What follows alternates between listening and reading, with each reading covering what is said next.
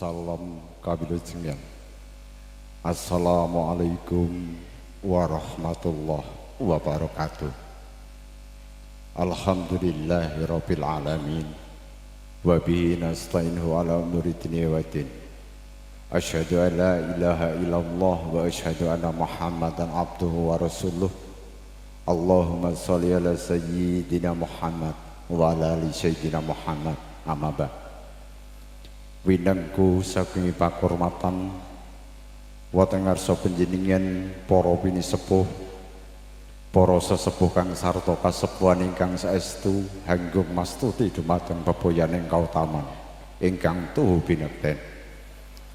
Kalangkung wonten ngarsa panjenengan para priyagung luhur, para pangastaning pemerintahan kang mapan wonten ing Dono Udan ngemplak Boyolali.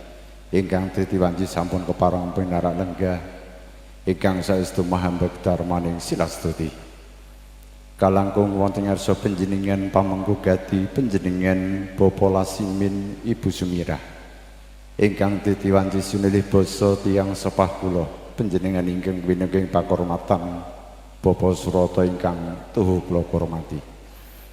Malimbaipun wonten ngarsa panjenengan para tamu kakung kang sarta putri sinedahan ingkang sampun kepareng pinarak lenggah ingkang winenging suka miwah basuki. Saderengipun kepareng kula matur wonten ngarsa panjenengan mugi diagungi pangasma ingkang ageng kepareng kula nigas wacana saha kepareng gembel ing kamardikan kang sawetawis kinen saperlu matur nuhuni panyuwun saking kadang kula anem Bapak Soekarno sekalian Ibu Parti wingking saking Padukuhan Pakel Desa Nggerdu Kecamatan Karangpandan wewengkon kalih Kabupaten Karanganyar Tentrem.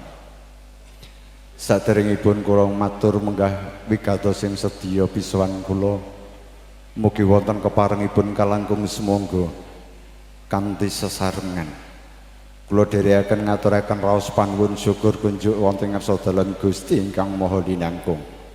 Krana sih peparingipun wonten ing titiwanci kalenggan ingkang prayogi panjenengan lan kula saged makempal silaturahim wonten ing gedung Musdalifah Imbarkasih Dono Udan ngemplak Boyolali kanthi manggihing kawijengan.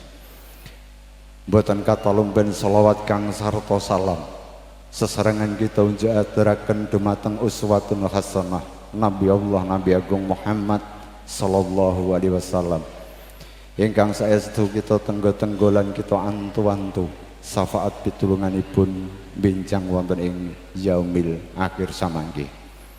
Panjenengan Bapak Surata ingkang tuhu kula hormati, lumantar kula kadang kula nem Bapak Karno sekalian Ibu Parti kepareng ngaturaken salam kawijengan bilih lampah kula saking Padukuhan Pakel Karanganyar ngantos cumondhok wonten ing Dono Udan Boyolali mriki tansah ginanjaring kawijengan.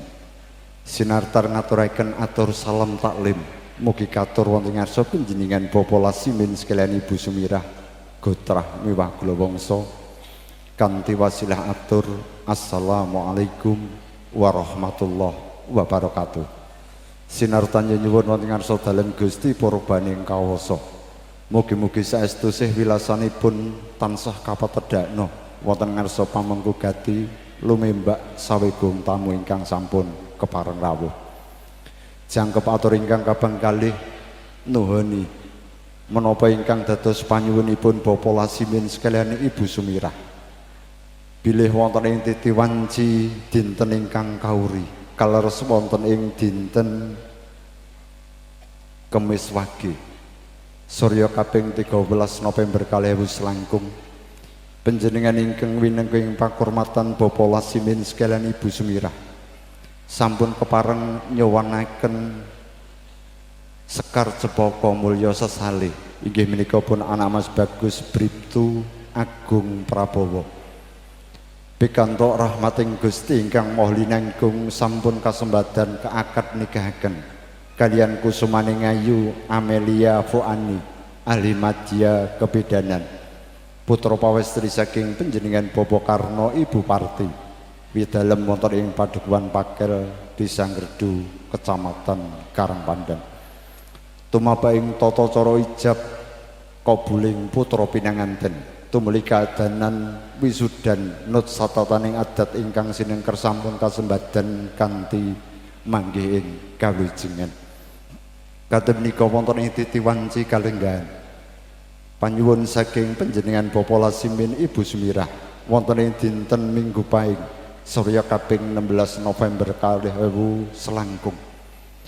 Putra pinanganten sekalian kaburih nglarapaken nyowanaken wonten ngarsa panjenengan Bapak Lasimin sekalian Ibu Sumirah.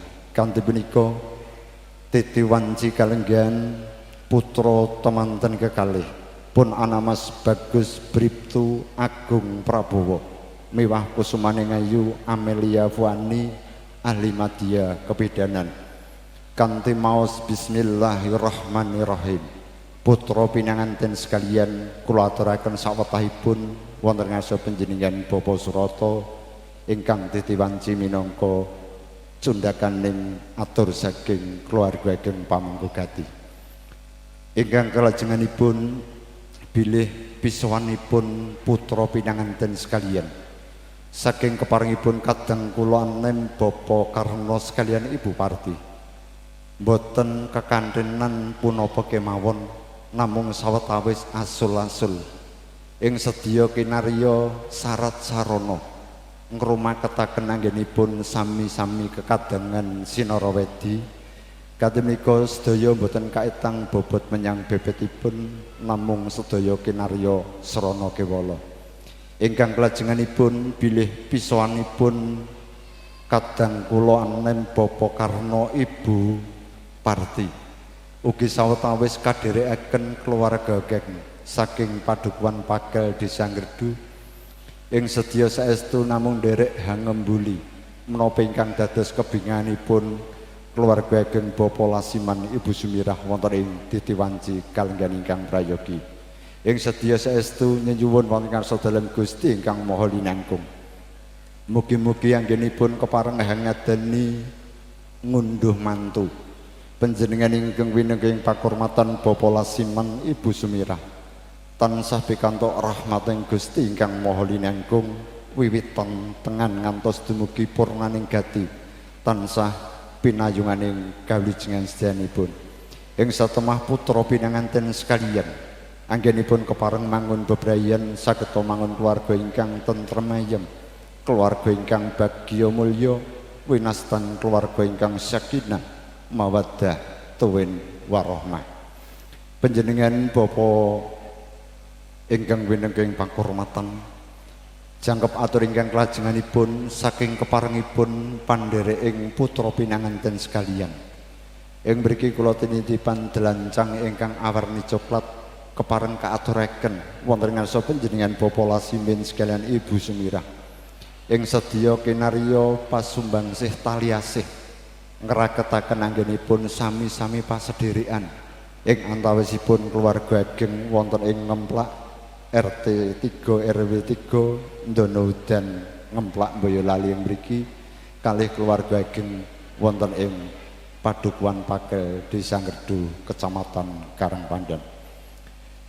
Ingkang kelajenganipun panjenengan ingkang winenging pakurmatan ing mbok bilih pahargyan ingkang kawangku panjenengan Bapak Lasimin Ibu Sumirah mangke sampun kepareng paripurna. Lumantar kula kadang kula anem Bapak Karna sekalian Ibu miwah sedaya pandherek ing mangke kepareng nyuwun pamit lumengser saking papan pargian namung nyuwun donga tangan sarta pangestu mugi-mugi lengser kula sakadang saking papan pargian ngantos cumandha wonten ing Padukuhan Pakel Desa Ngredu tansah ginanjar ing kawijengan sedayanipun. Panjenenganipun Bapak Surata ingkang tuhu kula hormati ing mbok bilih makaten sawetawis sapala atura pasrah lumantar kula. Saestu kula nglenggana sanget tartamtu kemawon kathah sanget ingkang kirang singlar saking rahing kautaman mawantu-wantu sedaya kekirangan ingkang kasandang mugi diagungi pangasama ingkang saageng-agengipun. Ing wasana pitungkasing atur kula usikum binafsi taqullah. Wassalamualaikum warahmatullahi wabarakatuh.